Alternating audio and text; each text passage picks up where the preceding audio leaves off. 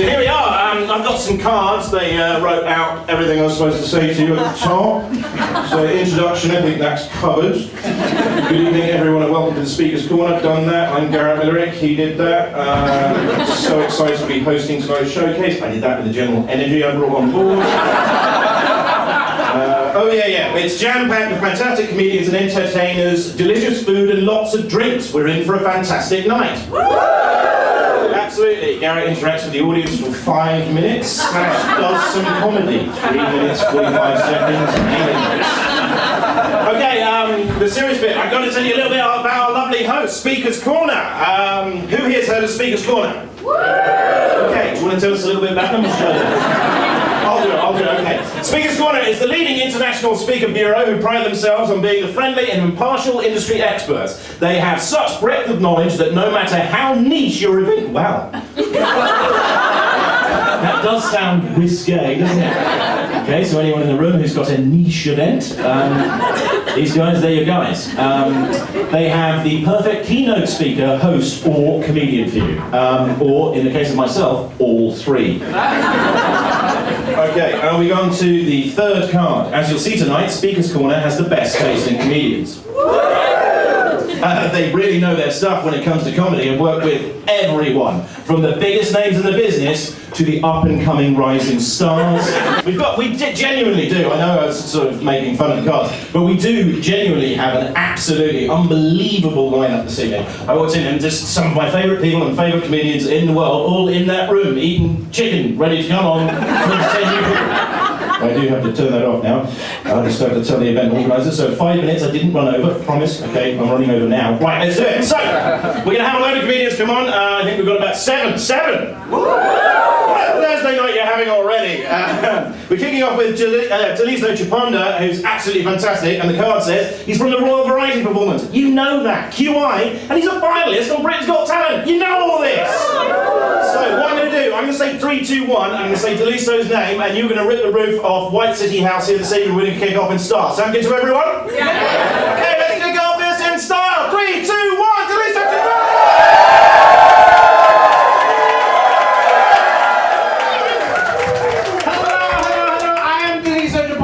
It's funny, he said I did Britain's Got Talent, which was great. I came third, but I can't be too happy with myself. I was beaten by a 7-year-old.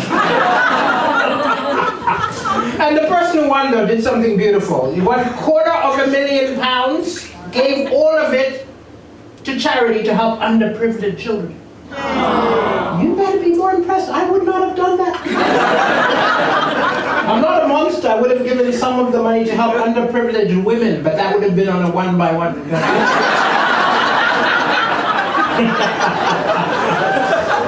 I'm a foreigner too. I'm a foreigner. I'm from Malawi in Central Africa. Yes. And people say weird things when they find out you're a foreigner. I had a woman approach me and said, "You're that comedian. I saw you on television. It's so inspiring how you came from nothing." I was like, "What's she on about?" And the more she spoke, it became apparent this woman had watched way too many Oxfam ads. She heard African, was imagining me on some kind of refugee camp, flies flying around. She said, "You've come so far. How do you speak such good English?" And I was thinking, "Yeah, Malawi's poor. I wasn't. We had a Volvo."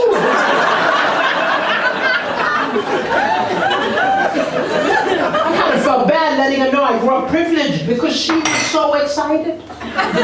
She thought she was talking to the Fresh Prince of Bel-Air. And I had to let her know she was actually talking to Carlton.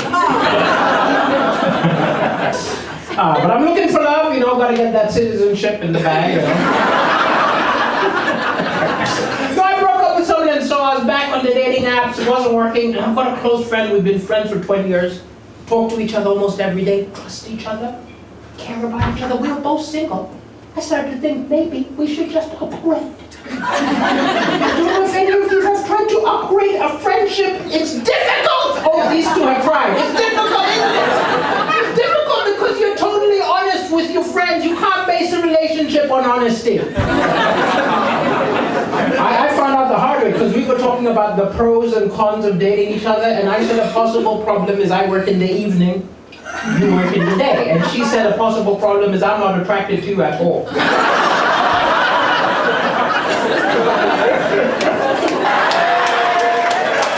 and gentlemen, enjoy the showcase.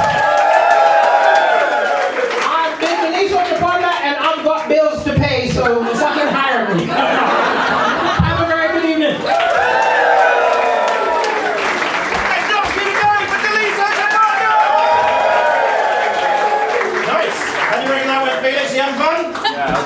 You're good fun. Felix says good fun. Remember, Daliso has bills to pay. Contact Felix. Ladies and gentlemen, are we ready for our second act of the evening? Lara Ricote! And the card says she's the winner of the 2021 Funny Stage Women Award. She's a Mexican-American Venezuelan stand-up comedian and writer. Lara won the Best Newcomer Award at the 2022 Edinburgh Fringe Festival with her debut show. Basically, all that sums up. She's really, really unbelievably excellent. Are you excited to see her? I'm excited to see her. Let's do it. 3, 2, 1, Lara Ricote!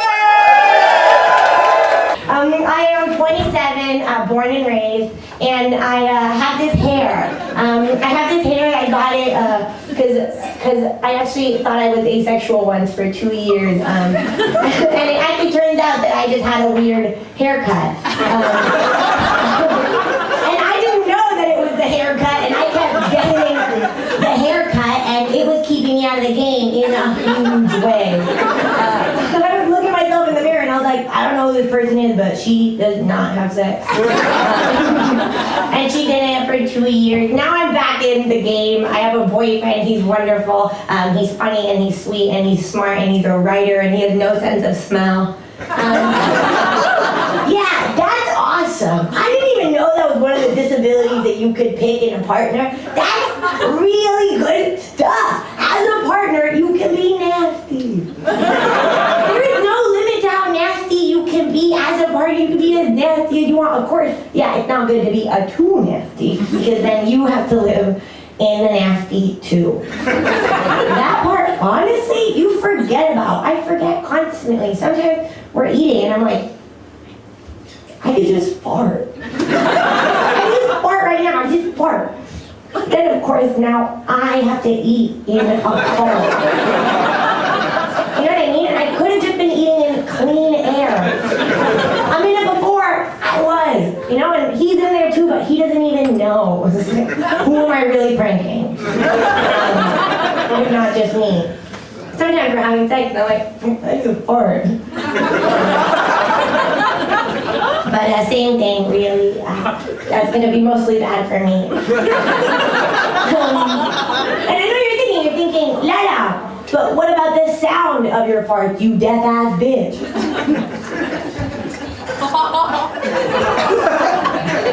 Don't call me that.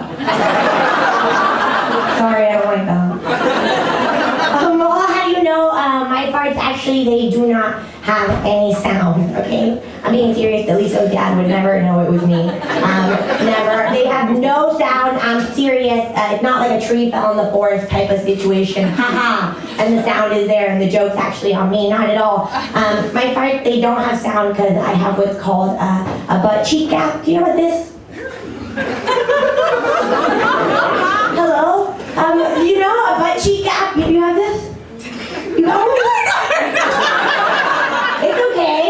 Don't worry about it. Some people get the thigh gap, we got the butt cheek gap. You know about it, right? You know what I'm talking about? Hello? Butt cheek, it just means my ass. So my ass cheeks are not touching each other. You understand? You understand what I'm saying? So it's small gap, because not huge, small. Like a sliver, small.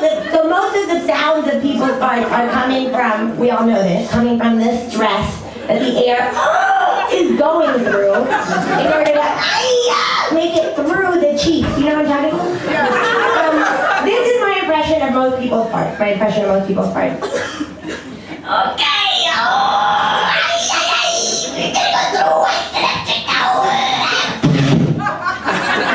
This is my impression of my fart.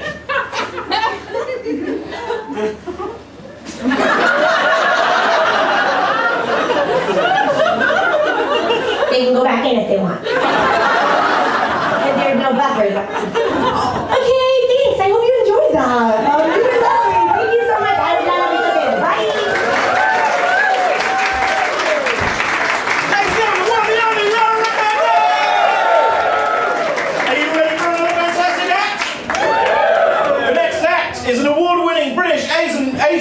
Muslim stand-up comedian from Birmingham. She's a columnist for The Guardian and can be seen on the shows Would I Lie to You, Celebrity MasterChef and Celebrity SAS Who Dares Wins. I am of course talking about Shazia Mirza. Ladies and gentlemen, 3, 2, 1, Shazia Mirza! Well anyway, it's nice to be here. My name is Shazia Mirza. I hope I said that correctly. No, please don't be offended if I got that wrong. I'm not used to pronouncing foreign names since Brexit. I once did a gig in Northern Ireland actually where they thought that some of the letters in my name were silent. I was introduced as Shazia Mirza. Shazia Mirza sounds like a Pakistani hair removal product. I wasn't offended, I didn't kill anyone, no one got murdered. A few days later I was walking down the street and this man came up to me and he said, I love your work, Malala. I thought, yeah, that's right. Any brown woman that's done anything now is either Mindy Kaling or Malala. I'm just taking now, I say, yes, that's me. Got shot in the head, no telling jokes. It's going really well, yeah. Sometimes I even bake cakes on Channel 4.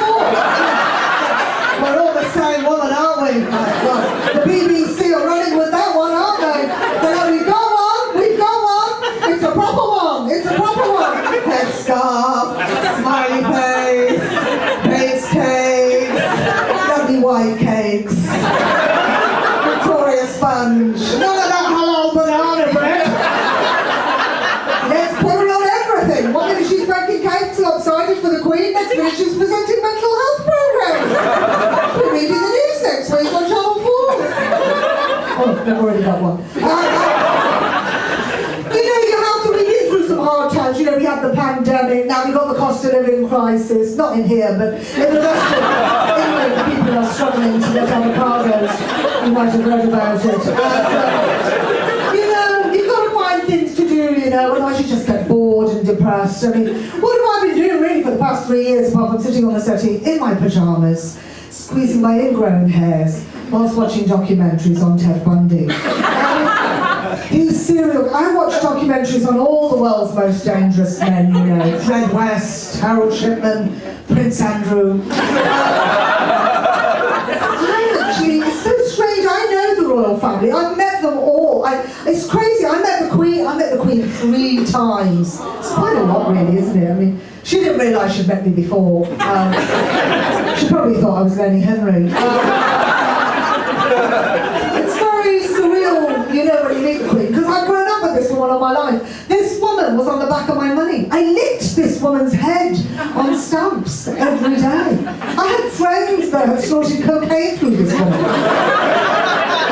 And now I actually got to meet her, and there's a perception that the Queen talked like this. It's true, she really did talk like this. I was standing in line to meet her, I put my hand out to shake her hand, and she went, and what do you do? And for some reason I got really nervous. And I started talking like that as well. She said, what do you do? I'm a comedian! And I felt my Birmingham accent going up 3 social registers. At one point I actually said, yeah. And everybody turned around and looked at me like even we don't say yeah. The minute I realised this, I ended the sentence with and Prince Philip went, isn't it? I said, it is. I don't know what the hell we were talking about. But when you're going to meet the Queen, you don't really think you're going to talk to her. 3 times I met her, 3 times I had a really long conversation with her. But when she said to me, and what do you do? What I really wanted to say to her was, did you kill Diana? I thought, I can't. I'll never be able to drive through the Black Wall Tunnel again.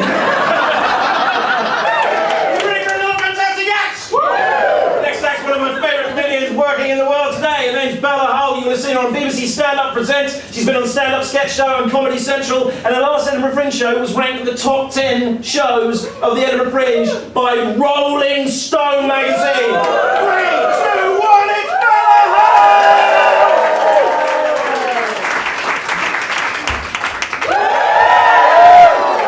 Hi everybody, how are you doing?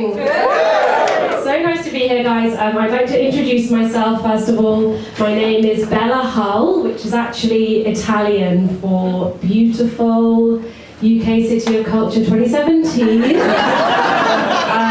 I'll tell you a bit about myself. I went to an all-girls school for 13 years because my parents really wanted me to become a comedian. But because it was an all-girls school, when we found out in year 11 that the first girl in our friendship group was going to lose her virginity, it was like the royal wedding. Because Prince Andrew was there.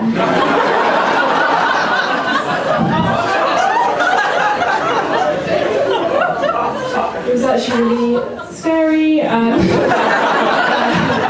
had to sign, and I don't get into it. But as a child, I don't know if anyone else had this, I never made an advent calendar last like more than one day.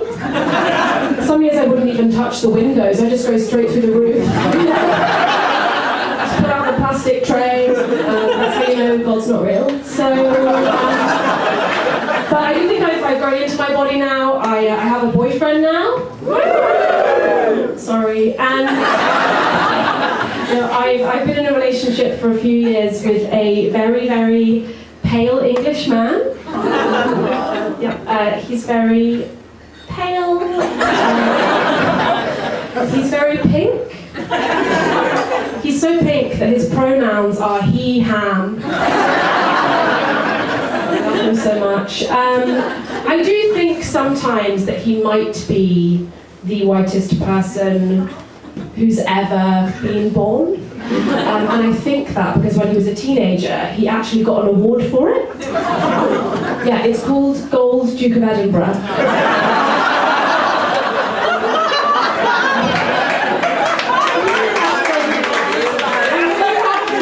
I'm really proud. It's a big achievement, you know? He went on a really long walk.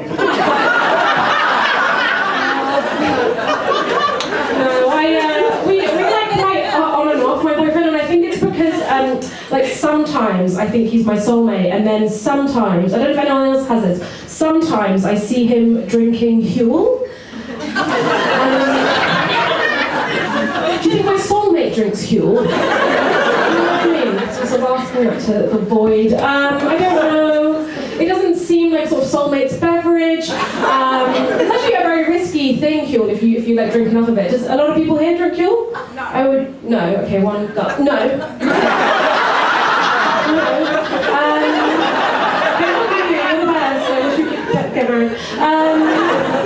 No, Huel is very dangerous. If you drink enough of it over a long enough period of time, there's loads of health risks. So, like, you're not being told that you can develop this thing. It's called, what's it called? Oh yeah, it's called type 2 virginity. And that's what you can get. And it's really scary because that's the one where it's your fault. But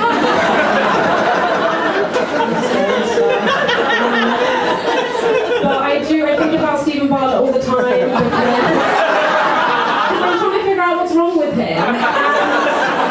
I think I've got the answer. Okay, I've got this theory. Do you think that there just are some people on Earth who, like, biologically must have been conceived with pre-cum? That's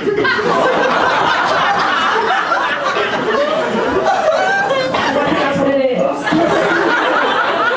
Once you start thinking about it as well, I encourage everybody to do this in your own time. You can come up with loads of examples of people that were for sure conceived with pre-cum. I'll give you some more examples. Jamie Oliver. My third example is anyone that works at Lush. Ugh. What's that? Why do you like soap so much? I put my time out, but you guys have been so nice. Thank you so much. Good night.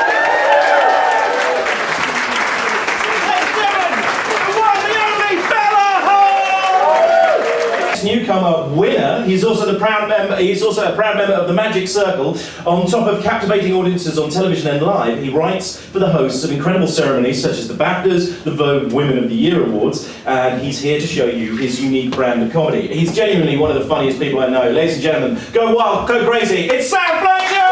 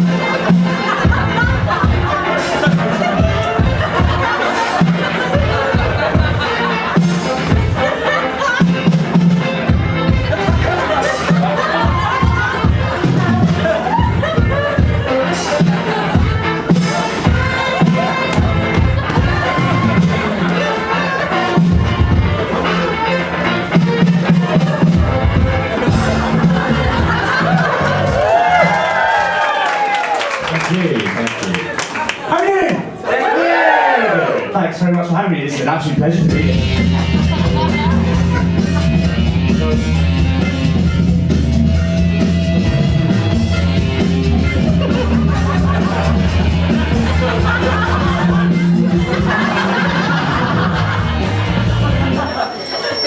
Someone says, "Lovely to be here." Lovely to be here. Dressed up, didn't I? Dressed up. Well, this is my other job as well. I'm a conductor. My favourite thing about being a conductor is when I get to say, "This bus terminates here," which really confuses the orchestra. So I'm going to do some magic for you tonight. Of course I am. I mean, look at me. Look at me. I tick all the boxes for somebody who's into magic. Bookish, not into sports, and still a virgin to my mid to late 20s. Of course that's not true. I love sports. I'm going to show you some tricks. These are my own inventions, actually. My own inventions tonight. So these are my own tricks. I've also come up with my own magic words as well. My own magic word is lower your expectations. Like some origami? Okay, we're going to try some origami. I can do any animal in the world, in fact. Any animal. I need someone to come up with an animal for me. I'm in the front. Look at this. Wow, someone's keen. Someone's keen. Got their hand up. I'll get you name any animal for me. A worm? Huh? Huh? Sally said worm. So keen to hear it. Yes, a worm. Hang on, is that because you know, have you seen an origami worm before? Is that what you're asking me? No. No? Just challenging me. Fair enough. All right, well, the thing about worms is, actually I saw a documentary recently, one of those wildlife documentaries. It was all about worms. And apparently, there is a worm that looks really, really like a dog. So I'm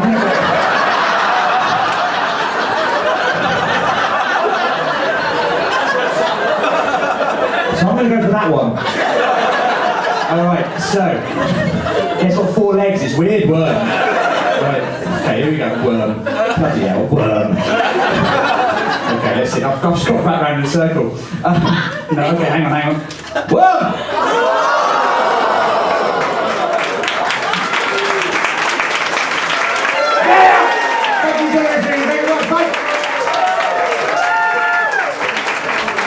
Presenter on our TV screens. You may recognise his voice from Virgin Radio's Drive Time show, or his face from ITV's The Extra Factor. The Red Bull Soapbox. That's a programme, is it? The Red Bull Soapbox Race. What is that, Matt? The Red Bull Soapbox Race. There are 3 shows I've been fired from. Let's just move on. Okay, great.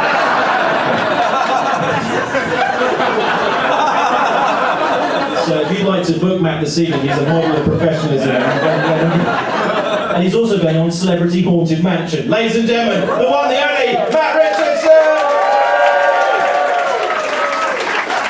Yeah! How am I meant to follow a man swallowing needles and Bella talking about pre-cum? I mean, I'll tell you how I'm going to follow them. I'm cheaper than both of them for your event. I'll undercut the cunts. Let's do it. Fuck it. Catch me in January, I'll do it for 300 quid. Let's do this. It's good to be here. My name's Matt. Thanks for having me. I am 33. I live with my girlfriend. Cheers. We just bought our first house together. Very exciting. Thanks very much. Cheers. Took us ages to save up for a mortgage because sadly all of our grandparents are still alive. Do you know what I mean? Yes, sorry, I should explain to Felix. A mortgage is what poor people.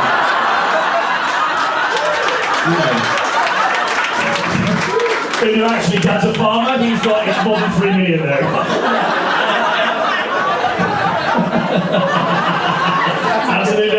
Absolutely balanced, mate.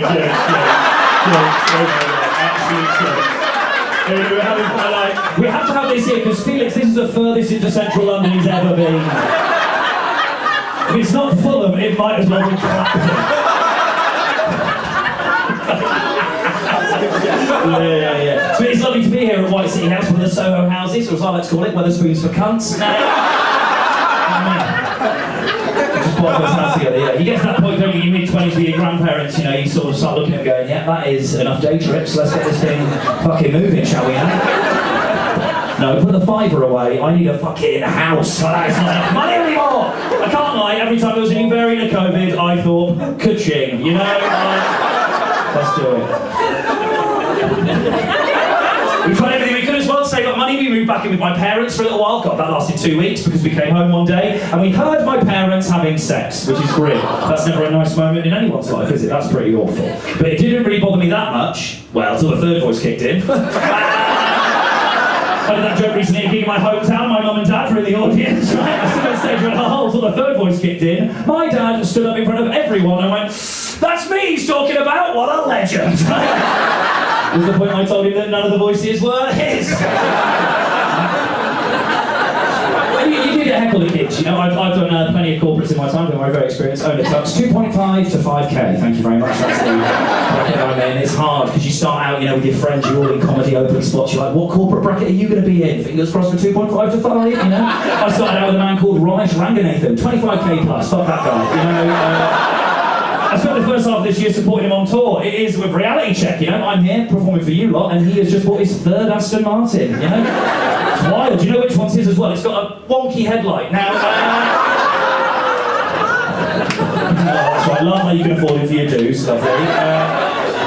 You get heckled at gigs. I was doing a corporate recently, one of the best heckles I've ever had. I was on stage at this gig, the Recycling Awards. Thanks very much. They do reuse me every year. No,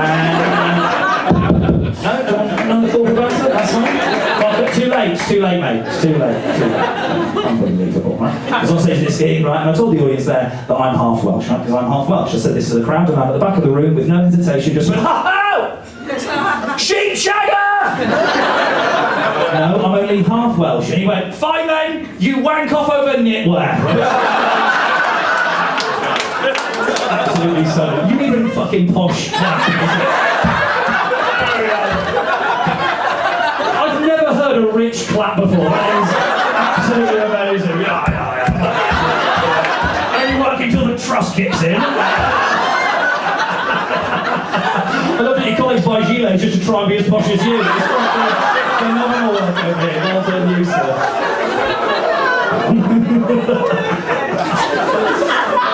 I'm having more fun than some of you. I couldn't care less. If you want to enjoy this, pay me. That's what you need to do, and I'll fucking deliver. We gigs we do this. The weirdest heckle I've ever had, I was on stage at a gig a couple of years ago. As I was on stage, the weirdest moment of my comedy career, I was on stage at a gig in Covent Garden. A man threw, as a heckle, his prosthetic arm at me.